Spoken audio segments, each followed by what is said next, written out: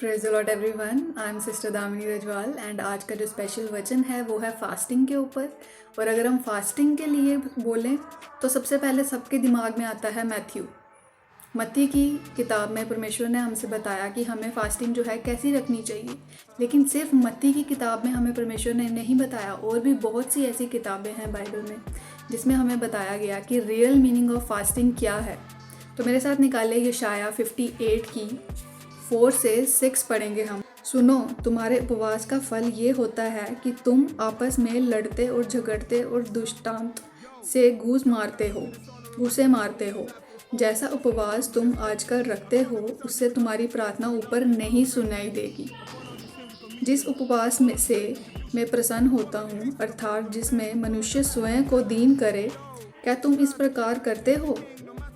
क्या सिर को झाऊ के समान झुकाना, अपने नीचे डांट बिछाना और राख फैलाने ही को तुम उपवास और यहोवा से प्रसन्न करने का दिन कहते हो? जिस उपवास से मैं प्रसन्न होता हूँ वह क्या ये नहीं कि अन्याय से बनाए हुए दासों और अंधेरे सहने वाले का जुआ तोड़कर उनको छुड़ा लेना और सब जुओं को टुकड़े टुकड़े कर देना। परमेश्वर ने हमसे इसमें क्या कहा कि तुम लोग फास्ट करते हो, लेकिन लड़ते हो, झगड़ते हो, लेकिन किसी की हेल्प नहीं करते। तो हमें फास्टिंग जो है, परमेश्वर कह रहे हैं कि ऐसी फास्टिंग जो है आपकी रिसीव नहीं की जाएगी। हमें फास्टिंग में ऐसे नहीं करना है। हम 40 डेज़ फास्टिंग तो करते हैं, लेकिन what about the after 40 days? हम फिर से अपनी रियल लाइफ में चले जाते हैं, जो कि ये जो लाइफ है, हम 40 डेज़ फास्टिंग करते हैं। ज़रा आप आज शाम जब प्रार्थना में बैठें, जब भी आप प्रार्थना में बैठें, तो आप सिर्फ इस चीज़ पे सोचना कि हम जो फास्टिंग है वो कर किस लिए रहे हैं, हम किस चीज़ का शौक मना रहे हैं और हम किस लिए फास्टिंग रख रहे हैं। क्योंकि फर्स्ट फास्टिंग जो है हम किस लिए कर रहे हैं, अपने लिए कर रहे हैं या लोगों को दिखाने के लिए कर रहे हैं कि हम बहुत राइचस हैं, हम बहुत धर्मी हैं। हम ये 40 दिन तो रख रहे हैं रोज़े, लेकिन पूरा साल जो है 365 डेज़ का, क्या हम उनमें फास्टिंग रखते हैं? क्या हम में से किसी ने ये चीज़ देखी है कि हफ्ते में क्या हम एक दिन भी फास्टिंग करते हैं? नहीं। क्या हम अपनी जो फेवरेट चीज़ें हैं उनको छोड़ के हम फास्टिंग नहीं कर सकते हैं? क्यों? क्योंकि हमें सिर्फ इन 40 डेज़ में ही दिखाना है कि हम लोग बहुत राइचस हैं। लेकिन अगर किसी की हेल्प नहीं की, किसी के बारे में हमने बुरा सोचना बंद नहीं किया, किसी के पीठ पीछे बातें करना बंद नहीं किया, जो कि जीसस चाहते थे कि हम ये सब चीज़ें जो हैं बंद करें। ये है रियल मीनिंग ऑफ फास्टिंग। परमेश्वर ने कहा तुम फास्ट करते हो, लेकिन तुम लड़ते हो, झगड़ते हो और ये सब काम करते हो, तो ये तुम्हारी फास्टिंग जो है रिसीव नहीं की जाएगी।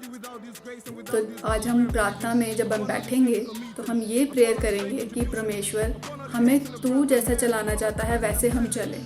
आपकी मर्ज़ी हमारे जीवन में पूरी हो, ना कि हम लोगों को दिखाने के लिए फास्टिंग करें। तो बाइबल में बहुत सारे वचन हैं, लेकिन सिर्फ एक वचन को पकड़ के हम ना बैठें, बल्कि पूरी बाइबल पढ़ें।